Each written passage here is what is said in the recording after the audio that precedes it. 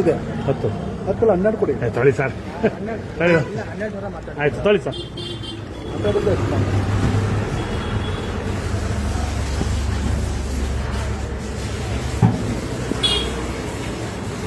Sir, ಇವರು ಮುಖ್ಯಮಂತ್ರಿಗಳು ಒಂದು ಮಾತು ಹೇಳಿದ್ದಾರೆ.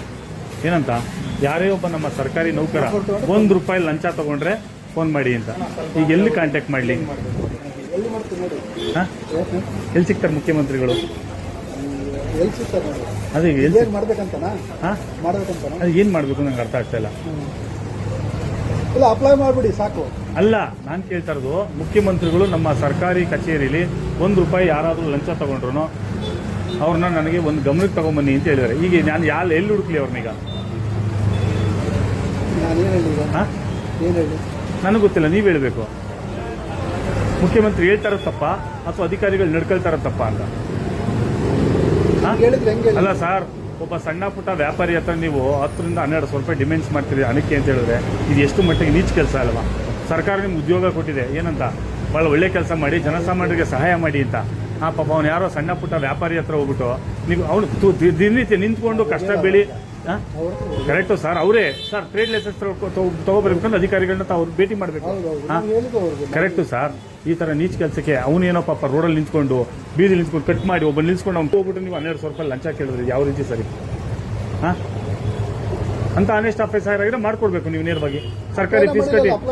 ಹೌದು ಸರ್, ನೀವು ಯಾಕೆ ದುಡ್ಡು ಇಸ್ಕೊಂಡ್ರಿ? ಅವನು ತಿಳುವಳಿಕೆ ಇಲ್ಲ, ಅಯೋಗ್ಯ, ನೀಚ, ಅವ್ನು ಗೊತ್ತಿಲ್ಲ. ನಿಮ್ಗೆ ಗೊತ್ತಿದೆಯಲ್ಲ, ನೀವು ಓದಿದಿರಿಯಲ್ಲ, ಮತ್ತೆ ಏನ್ ಮಾಡ್ಬೇಕು ಅಂತ ಏನ್ ಮಾಡ್ಬೇಕು? ತಗೊಳ್ಳಿ ದುಡ್ಡು, ಇಸ್ಕೊಳ್ಳಿ, ಅಪ್ಲೈ ಮಾಡಿಸಿ ಸಾಕು. ಯಾರಿಗೆ? ನಾನು ಯಾಕೆ ದುಡ್ಡು ಇಸ್ಕೊಳ್ಳಿ? ಮುಖ್ಯಮಂತ್ರಿ ಕೊಟ್ಬಿಡಿ ದುಡ್ಡನ್ನ.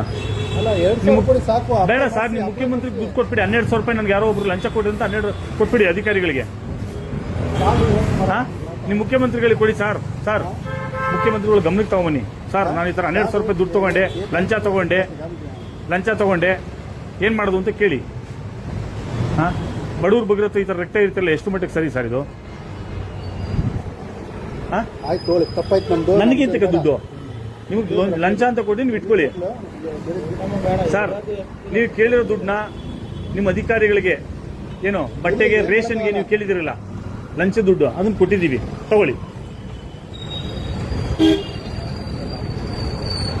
ಏನ್ ಸರ್? ತಗೊಳ್ಳಿ, ನಿಮ್ಮ ರೇಷನ್ ದುಡ್ಡು ತಗೊಳ್ಳಿ. ಯಾಕೆ ಸರ್ಕಾರ ದುಡ್ಡು ಕೊಡ್ತಾ ಇಲ್ವಲ್ಲ, ಸರ್ಕಾರಕ್ಕೆ ದುಡ್ಡು ಇಲ್ವಲ್ಲ ಪಾಪ, ನೀವು ಅದಕ್ಕೆ ಲಂಚ ಕೈ ಹಾಕಿ ಲಂಚ ತಗೊಳ್ತಿದ್ದೀರಿ.